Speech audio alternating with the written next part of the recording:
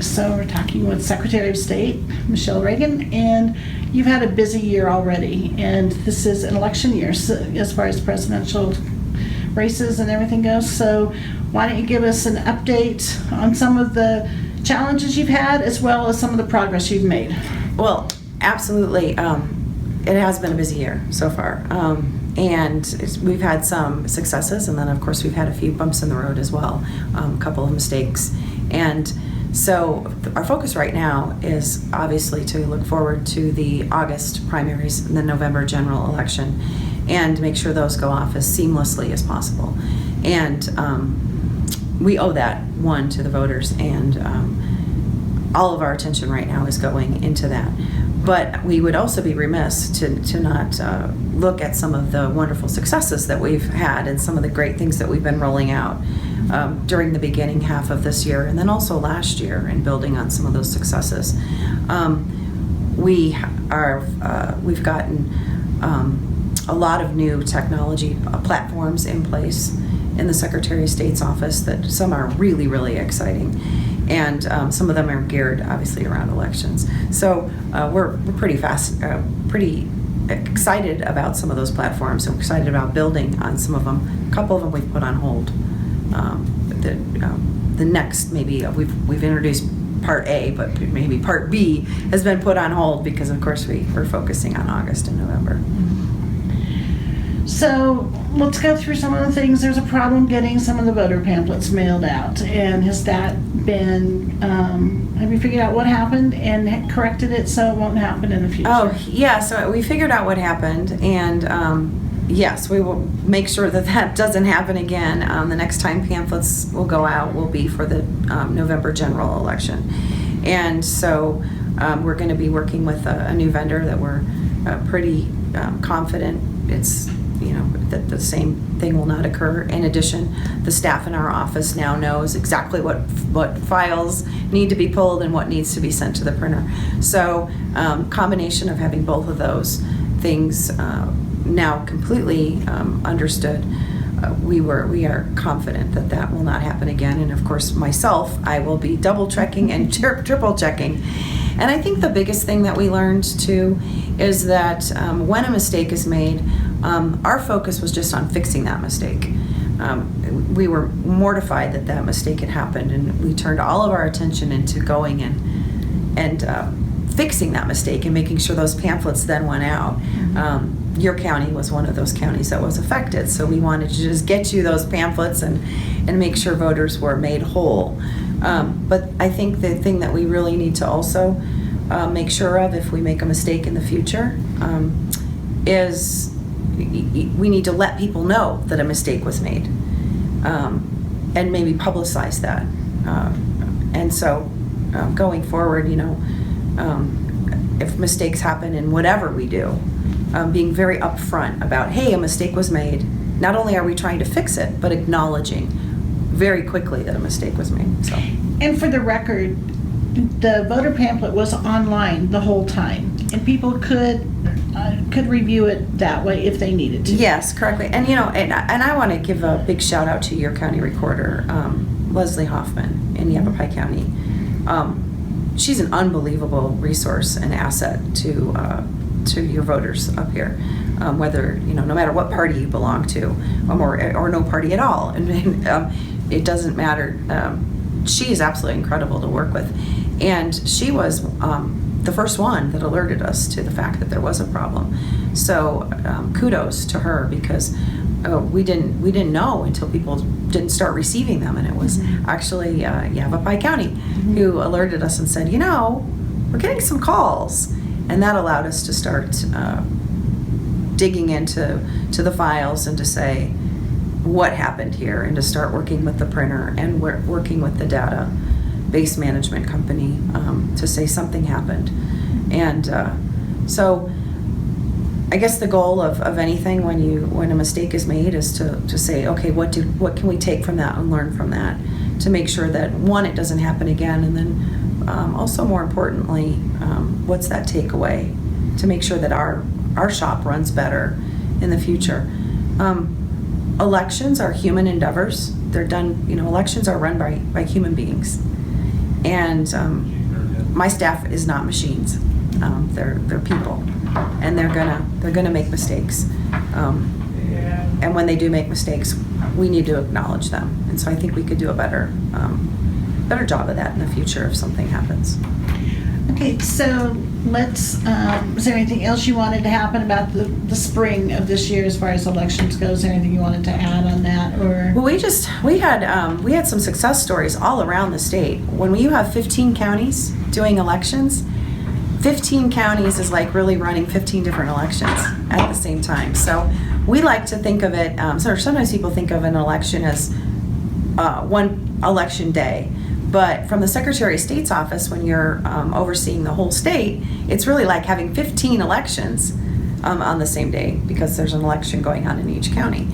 So even if one mistake happens in one part of the state, in one county or in one jurisdiction, that generally means that there was 14 successful elections. And so there might have been some problems for instance, for the March election in Maricopa County, there were some problems there, but 14 counties, their recorders did an amazing job.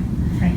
And so sometimes it's hard to promote the good work that some of the other counties are doing if you have one county that maybe didn't perform as well. So, and as far as that goes, you can't force any county to have a certain number of vote centers. Correct. Or do things a certain way. I mean, you can oversee the voting process, I suppose, but some of that responsibility does not lie with your office. It relies with the county offices. Is that correct? That is correct. And the way I describe it to somebody asked me this question in a community setting in one of the voter meetings that I held. And it's understandable that a lot of voters wouldn't understand or know the difference between the Secretary of State's office and a county recorder's office. I mean, that's kind of in the weeds kind of stuff. They just want their elections to go smoothly, and who could blame them? That's what we all want, and that's certainly what they deserve, is for their elections to go smoothly. But I explained it to them like this: it's kind of the difference between the Attorney General and a county attorney. Sometimes a case goes to the county attorney, and sometimes it goes to the Attorney General, which is the attorney for the state. It's the same way with stuff in the elections world. Some of the duties are the Secretary of State's, and some of those duties for elections fall to the county recorders. The polling places, how many polling places there are, where they're at, that's something that falls to the county recorders, and the Secretary of State doesn't get a say in that. But the voters wouldn't know that, and that's okay. Okay, so let's put the past aside. Going forward, we're excited. We've taken care of that. That's right. So let's talk about August and November. Those are going to be really big elections for the entire state. They are, and what's really exciting is we're seeing 3.3 million voters, registered voters now around the state. That could, if you take 80%, let's say turnout is 80%, which would be great if it was. That's a lot of voters showing up at the polls. 1,500 polling places around the state. We're looking for poll workers right now. The county recorders are looking for poll workers. You need about seven poll workers at each polling location. I mean, this is a big operation. This is exciting. Anytime that there's an election, it's exciting in our world. But when it's a presidential election, and then you've got these two candidates, or three right now, but after the national conventions, you'll have two candidates, and that are drawing record excitement and record crowds. This is fun stuff, and this is really a chance for a lot of people to be on the front lines of democracy. And so this is an exciting time, no matter what age group you are, what party affiliation you are. And so we owe it, our office owes it to voters to make sure these two elections go off without a hitch, that they're enjoyable experiences. That's what voting should be. It should be an enjoyable experience, no matter who you're going to vote for. And there's early voting if people are registered in time, is that correct? Yes, of course. You need to be registered to vote 28 days before an election. So you have plenty of time right now to register to vote. We've got a new website that we set up this year called Arizona.vote. It's very easy to remember. So it's just our state name, Arizona, and then .vote, V-O-T-E. Also available in Spanish through a Google Translator system, so Arizona.voto. And people can go online there, get registered to vote, change their voter registration, change their address, anything that they need to do. Gives you information on the different counties, directs you to their websites, to polling information. It's kind of a one-stop shop, and we'll kind of direct you out to different avenues as needed. So Arizona.vote's a great place to go and start. And we're going to be coming out with a new election night reporting system on August for the big primary. So we've had, in years past, prior to when I took office, we had some issues with the election night reporting software not working as it could when the numbers are coming in. People want those numbers like that. And that, so that's a little had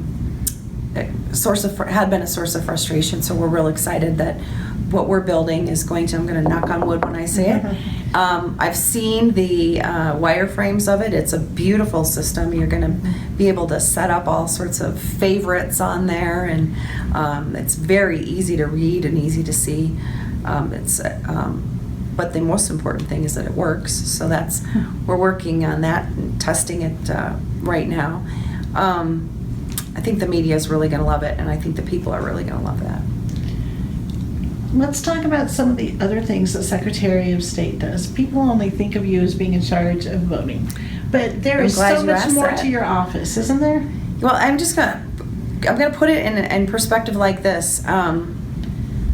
Most people think of the Secretary of State's office as the state's second highest office, so it's like the de facto lieutenant governor position in Arizona, and then it oversees elections. So that in itself would probably be a big enough job. However, it is the Secretary of State's office is roughly a $20 million operation, 160 employees. And that piece that I just mentioned to you, the part of overseeing elections, the elections division, is roughly about $2 million of that piece. So if you think of a pie chart, it's about 1/10 of the Secretary of State's office. There's a whole lot more to Secretary of State's office than elections. So we are involved in business services, which is all of the trademarks and trade names and partnership filings in the state. Just that division alone processes over 7,000 filings a month. The state library system falls under the Secretary of State's office. That's huge. It's a huge part of the Department of State. The state archive system is very big. Very big connection, obviously, to Yavapai County, considering that's from territorial days. So much of it is traced back to here. We've got the address confidentiality program. We have the Capitol Museum. We have, I could just go on and on. It is a very big operation. So elections is probably one of the most important things that we do, and strive to do better every day in our elections division. But it is, I would say, roughly about 1/10 of the overall budget, big picture of what we do. So let's go back to voting just for a minute. And has the voter registration been coming up as far as people registering to vote? Are there more people that have registered to vote recently? Absolutely.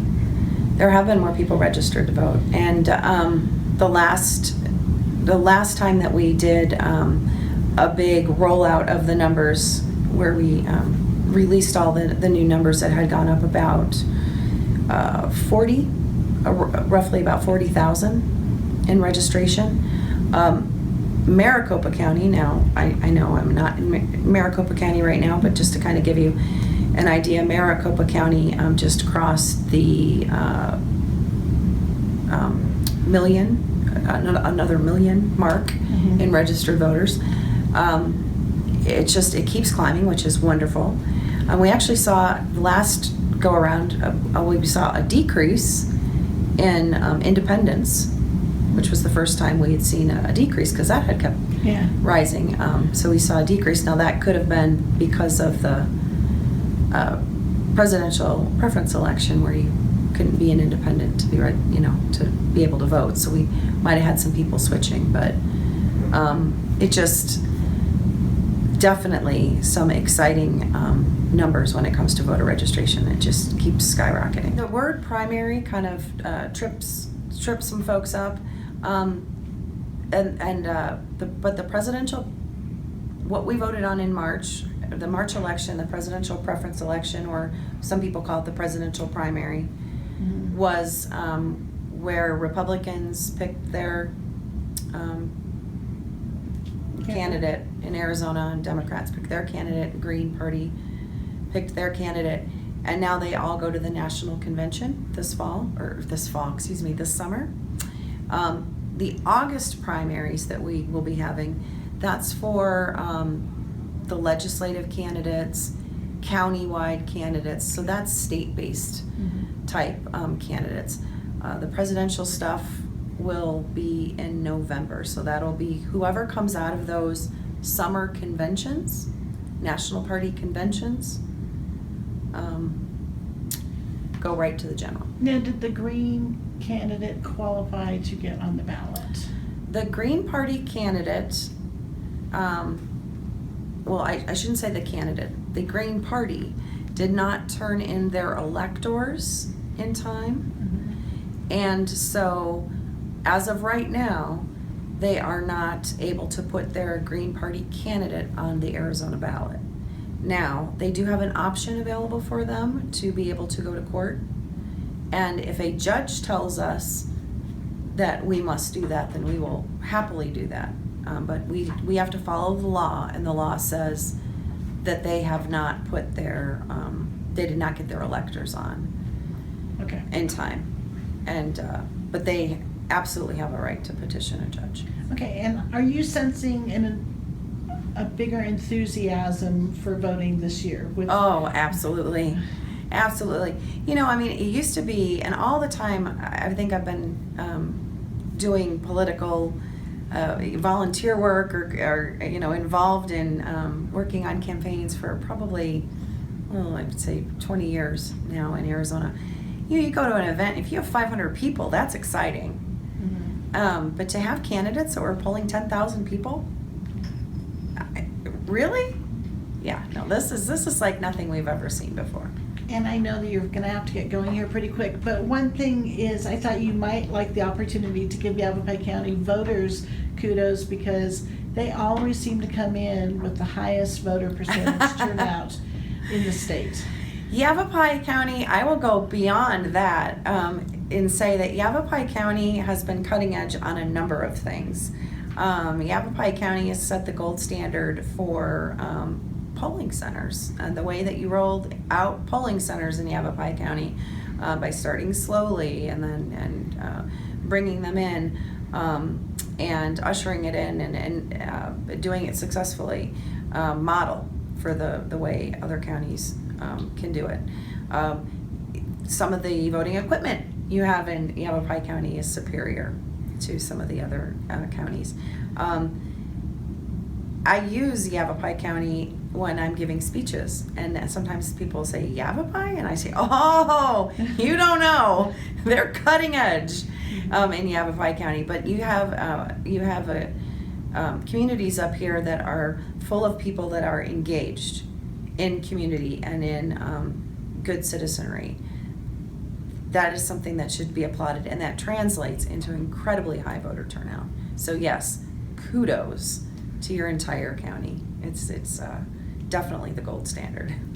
Anything you want to add? I just want to have you be on the lookout for a program we're going to be releasing. Again, We've delayed the launch date because we want to make sure that when we launch it, it's coming in at a time when it's going to be most used by voters, but a program called See the Money. So just a little sprinkle there, and I'd be happy to come and talk to you about it, and I actually want you to be one of the first people to test it. But knowing that you like tech stuff like I do, but it's going to be a way for people, the public, to get online and see the influence of lobbyists and money in campaigns.